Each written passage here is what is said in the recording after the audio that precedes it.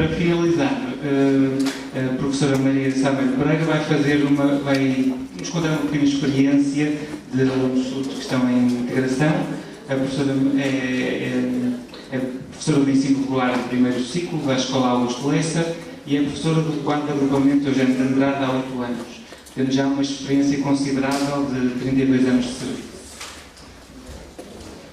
Bom dia a todos, obrigado pelo convite. Eu venho falar de uma experiência com uma turma que acompanhei ao longo de 4 anos. Foi uma resposta específica, como diz no programa, foi, mas para mim preferi chamar-lhe uma turma especial. E uma turma especial porquê? Foi a primeira turma em Augusto Lessa com alunos surdos integrados. E foi a primeira vez, para mim, como professora do ensino regular, não especializada, que trabalhei com crianças na área da surdez. E especial também, porquê? Porque para um professor de primeiro ciclo é sempre muito especial acompanhar os alunos do primeiro ao 4º ano.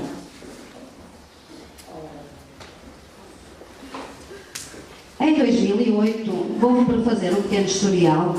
Gostaria que esta minha intervenção também servisse de motivação, de ponto de partida, para uma reflexão que eu acho necessária no agrupamento de referência do papel do professor titular de turma de primeiro ciclo, que não é especializado, mas que trabalha com crianças surdas. Face a todas as intervenções que eu vi de especialistas, profissionais especializados, eu sinto que poderei apenas dar um modesto contributo, mas penso que é muito importante no futuro refletirmos sobre o papel do professor titular de turma, que acompanha também esses meninos. E porquê? Porque ele também tem inseguranças, também tem angústias, também quer aprender e mais à frente falarei. Foi um dos aspectos que eu senti como professora titular desta turma especial, foi a falta de articulação ou a pouca articulação entre o Departamento de Educação Especial e o Departamento do Ensino Regular, do primeiro ciclo. Eu mais à frente poderei explicar isto melhor. Em 2008, quando me atribuíram a turma de primeiro A, eu deparei com um grande desafio, apesar de ter já bastantes anos de serviço, de ser a 5ª turma que iria acompanhar do primeiro ao 4º ano. Eu deparei com uma turma muito numerosa, com 27 alunos e com 5 alunos surdos integrados. Eu nunca tinha ouvido, eu falo sinceramente, eu nunca tinha tido alunos na área da surdez, portanto era completamente inexperiente. Eu nunca tinha ouvido falar do implante coclear.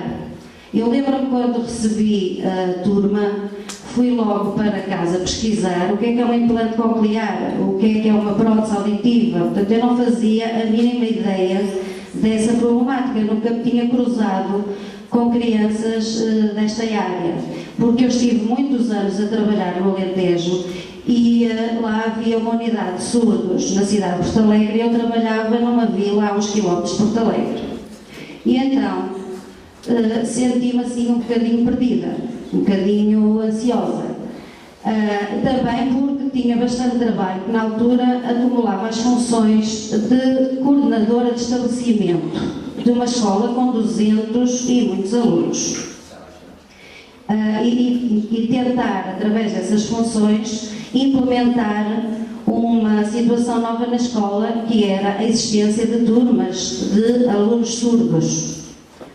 Também se deparou uma situação nova para mim, que não é uma prática muito corrente no primeiro ciclo, a existência de um apoio a tempo inteiro para trabalhar comigo nessa turma, dado o número de alunos. É prática normal no primeiro ciclo nós sermos apoiados pontualmente ao longo da semana, quer no grupo 910, que foi o grupo que eu tive mais alunos, mais experiência, mas sempre apoios pontuais e não a tempo inteiro. Daí o desafio de como vamos trabalhar em conjunto, duas pessoas numa sala de uma turma tão numerosa, de maneira a cada uma fazer o seu trabalho e haver um respeito mútuo. E com uma pessoa que eu não conhecia, como vamos criar elos de ligação, de amizade, de respeito mútuo, de confiança, de liberdade. Portanto, foi um desafio em 2008. Passados 4 anos, posso fazer um balanço e refiro e realço outra vez, como professora de ensino regular, não especializada. Portanto, perdoa-me se algum dos termos utilizados, algum vocabulário não estiver correto, conforme a área da sorteio.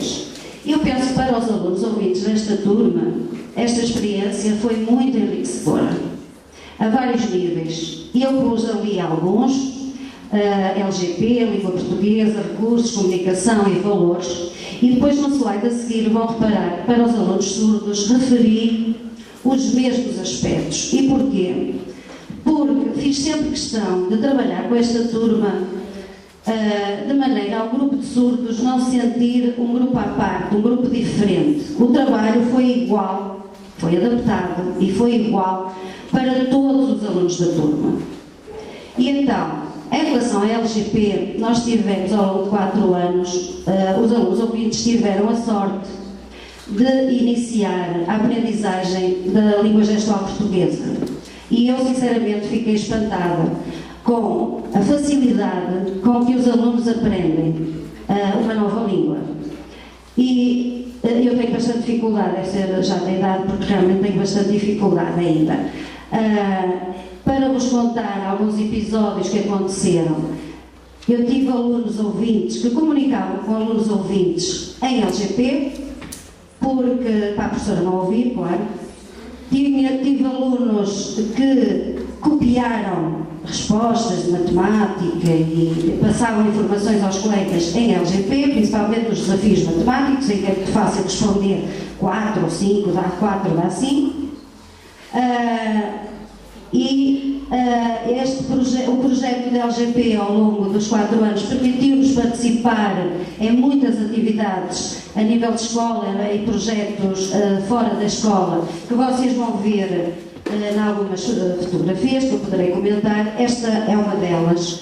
Foi um convite que nos foi endereçado pelo Serviço de Estomatologia do Hospital São João para o aniversário desse serviço e para a angariação de fundos da campanha do Joãozinho, em que a turma foi cantar umas canções sobre a higiene oral, no âmbito da apresentação também naquele programa da televisão da Praça da Alegria. Portanto, e foi trabalhado sempre desde o início, quer as histórias, quer os projetos, tentamos trabalhar em LGP e em língua portuguesa. Não foi nesta fotografia que aparece, foi noutra, não. Eu gostaria desculpa, no primeiro slide, o segundo. Não, esta. Começou aqui a nossa aventura da ligação entre a LGP e a língua portuguesa. No primeiro ano, isto são fotografias do primeiro ano, os alunos prepararam uma história construída sobre o alfabeto, porque é a aprendizagem base do primeiro ano, a aprendizagem do mecanismo da leitura e da escrita. Isto são 2 alunos ouvintes, a história foi contada em LGP e narrada também em língua portuguesa e foi bastante interessante. Portanto, continuando com as mais-valias em relação a alunos ouvintes, alunos surdos, eu separei os slides, mas não devia ter separado. Portanto, a LGP foi uma belíssima experiência para os 2 grupos de alunos. A língua portuguesa foi uma das áreas que teve mais ênfase no trabalho desta turma, a par também com a matemática, mas mais a língua portuguesa, porque é aí na língua portuguesa que eu e a colega sentíamos que os alunos precisavam de mais apoio, de mais reforço. Os alunos ouvintes, com essa insistência na língua portuguesa e com recurso a com recursos diferentes, que é quando nós temos uma turma só de ouvintes, não precisamos de recorrer a certas estratégias e a certos recursos, porque a oralidade é logo completamente percebida. Quando se tem alunos surdos, é preciso muito cuidado e o reforço de muitas estratégias e recursos materiais visuais para que eles possam realmente entender as mensagens. Também teve que haver um cuidado redobrado para que não fosse para o grupo de ouvintes chato, desculpem-me a expressão, de estar a repetir e a explicar várias vezes a parte da gramática, da sintase, da semântica, do vocabulário. Portanto, teve que se fazer ali o recurso a várias estratégias, a vários recursos, para que realmente a língua portuguesa fosse bem trabalhada e bem entendida. Tive a sorte de trabalhar com uma colega que realmente também é uma das áreas, paixão dela, que é a língua portuguesa, assim como a minha. A minha licenciatura é a especialização em língua portuguesa e para mim a leitura e a escrita é uma paixão. Em relação à comunicação, privilegiou-se sempre a comunicação nas duas vertentes, portanto, a comunicação em sala de aula com os alunos ouvintes, mas não esquecendo que quando se tem um grupo de alunos surdos é preciso ter muito cuidado, muita atenção para realmente perceber se a mensagem chega lá. Até o aluno pôr o dedo no ar e dizer eu não percebi ou eu não percebo essa palavra, é preciso um trabalho continuado de transmitir uma certa confiança. Porque, por vezes, os alunos surdos, basta não perceber uma palavra para emperrar na compreensão de um enunciado escrito. Em relação aos valores, penso que não será preciso alongar-me muito para vocês perceberem que foi uma experiência enriquecedora para ambos os grupos e para mim, como professora. O respeito mútuo, o respeito pela diferença, o saber esperar, o ajudar, e é isso. Agora, em 2012, passado estes 4 anos, que balanço é que eu faço desta experiência? Eu escrevi só 4º A igual a sucesso. Eu penso que sim, que houve sucesso. Os alunos conseguiram, os 5 alunos integrados desde o início, porque no 4º ano eu recebi outra aluna surda, oriunda na Fiel, mas que estava em turma de surdos e depois veio para a turma de ouvidos e só ficou 1 ano e agora voltou para lá. Portanto, eu falo mais do grupo coeso de 5 alunos que está desde o início. Conseguiu acompanhar a turma, acompanhar os trabalhos da turma, conseguiu fazer os mesmos trabalhos de avaliação, quer diagnóstica, quer formativa, quer sumativa, foram avaliados com os mesmos critérios, fizeram tudo dentro do mesmo tempo, o que para mim considero uma grande, surpreenderam, acho que são os heróis, considero uma grande vitória, considero realmente um exemplo. Como professora, foi uma experiência profissional muito gratificante. Já tinha trabalhado com outras necessidades educativas especiais, nunca tinha trabalhado com surdez. Penso que é bastante difícil, aqui tem muito que aprender, mas como estou aqui, pertenço ao quadro do agrupamento de referência, pode ser que nos próximos anos aprenda mais alguma coisinha. Agora, no futuro, o que é que eu penso como professora do ensino regular? O que é que tem que se fazer? Onde é que nós temos que apostar? Eu penso que é na questão da articulação dos horários dos membros da equipa. Eu não trabalhei sozinha, eu trabalhei com uma professora de educação especial, eu trabalhei com terapeutas da fala, eu trabalhei com formadora da LGP. Só que o professor de primeiro ciclo tem um horário extremamente sobrecarregado. Tem um horário de 25 horas letivas, mais 2 horas nas AEC, nas atividades de enriquecimento curricular, de apoio ao estudo, que faz 27 horas. Mas não é só, infelizmente, porque se fosse só isso, seria fácil. O problema é que os professores mais velhos, que é o meu caso, estão sobrecarregados de cargos administrativos. E eu fui coordenadora de escola, eu fui e sou 3 anos coordenadora das AEC com assento em Conselho Pedagógico, eu fui relatora da avaliação docente e depois pertenci à comissão da avaliação também dos docentes, e tudo isso implica horas, tempo, é muito difícil conjugar. E nós, no nosso horário, quando nos atribuímos o horário, nós não temos professor de primeiro ciclo do ensino regular, daí eu ter dito que é importante fazer uma reflexão sobre o papel do professor do ensino regular. Nós não temos sequer um minuto de redução da nossa componente para reunir com a equipa. Portanto, durante estes 4 anos, o que é que fizemos? Reunimos em momentos informais, em que todos estivessem disponíveis, mas muito com a base da boa vontade. Num agrupamento de referência não pode ser assim. Tem que se repensar futuramente e isto tem que mudar.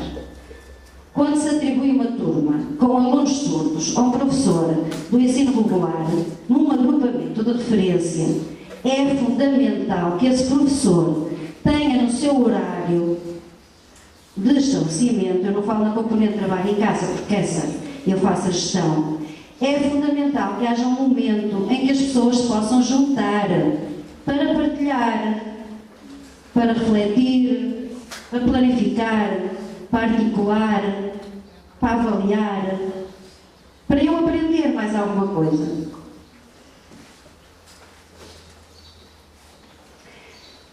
Este slide mostra uma fotografia de um projeto que tivemos, que foi uma história escrita em língua portuguesa por uma aluna da turma, chamada A Borboleta Teimosa, e que foi trabalhada com a formadora Andreia Veia, no projeto da LGP que nós tivemos na turma. A história foi publicada no livro da Ajudares, que é uma associação de solidariedade, e depois teve a possibilidade de já ter sido apresentada na televisão, no encerramento do projeto, depois na televisão e depois mais noutra situação. Foi uma história infantil, muito gira, e que tem uma lição de moral. Sendo uma fábula escrita por uma criança, tem inerente também uma lição de moral, que eu penso que será a palavra teimosia.